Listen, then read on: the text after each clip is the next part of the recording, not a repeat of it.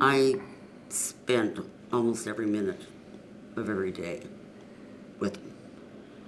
And the night before he passed away, I was with him till 3:30 in the morning, just talking and holding his hand. And I just thought, oh, God, I just hate to see him in that pain.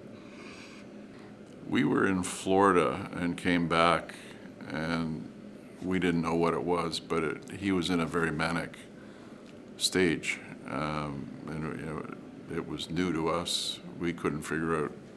He was spending money, buying this, buying that. He was happy, And as that progressed through, I guess, different stages, he got really paranoid, and people were after him, And he'd always said, I would never take my life.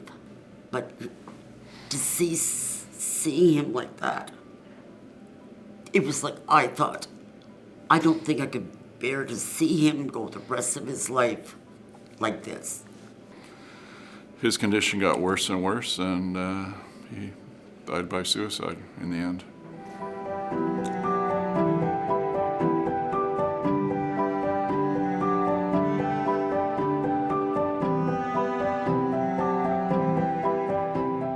Ryan was pretty good at hockey, and I encouraged him from a young age, and he accelerated through the ranks and got up to play the top tier in Ottawa. And then in the summer he played baseball, and his team was selected to represent Canada in the World Peace Games in The Hague. Ryan saw the world through the lens of his camera. His goal was to help people. Everything he did was centered or focused around helping people. Andrew was very different from Ryan, and he, not in a better way or anything like that. Andrew was fearless, a daredevil. At a very young age, he could climb any tree, and you'd find him in some very dangerous situations. Andrew was more sort of fun-loving, and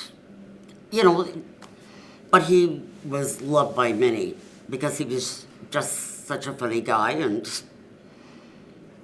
was kind as well. But he did have an addiction problem. We were in California at a wedding, and he called us and says, my leg's broken. He says, my foot's turned the other way, and it was pretty bad. So he went to the hospital. They repaired his leg, but he had, they gave moxies. But when he broke this leg, they got a hold of him. But it took a while for us to really figure it out. And then we saw the changes in him. It was fairly quick, and the thing was, we didn't know how to deal with it, and we would have to we'd be confronting, him with a very, serious issue, and I guess we kind of, in a way, hoped it'd go away. And he was so proud of himself when he was clean, and he actually spoke at the Y. He took a course so that he could talk to people about addictions and that sort of thing, and yeah, we really boosted his morale, and always a happy guy when we got him back. One night he went in and gave my stepmother her medication and went out, got in his car, didn't put his seatbelt on, backed out of the driveway, and as soon as he put it in forward, he lost consciousness, and the car just drifted over the residential road, up on the curb, over the lawn, and it hit the cement step of the house and flipped the car on the side, and he died of, they call it positional asphyxiation.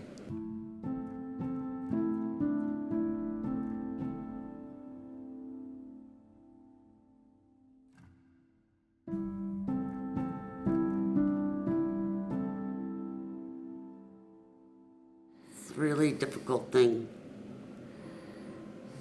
But you really just want to go out and scream, help, help, somebody save us. Because you see your family slipping away. And then when they slip away for good, there's no hope. Yeah. I mean, you can always second guess. And I keep saying, Ellen, we did the best we could. You can't go on life and saying, we should have. We did the best we did with what we had, and we have to be happy with that. I think it's good for people to learn from other people. But rather than hearing a story from somebody else about this person, that person, I think people, even when we speak with them, they know our passion, and we're willing to give them any information they want. It's not something to sweep under the rug. And it's important. These young men didn't die in vain. Their journey, I think, is important for others to know about.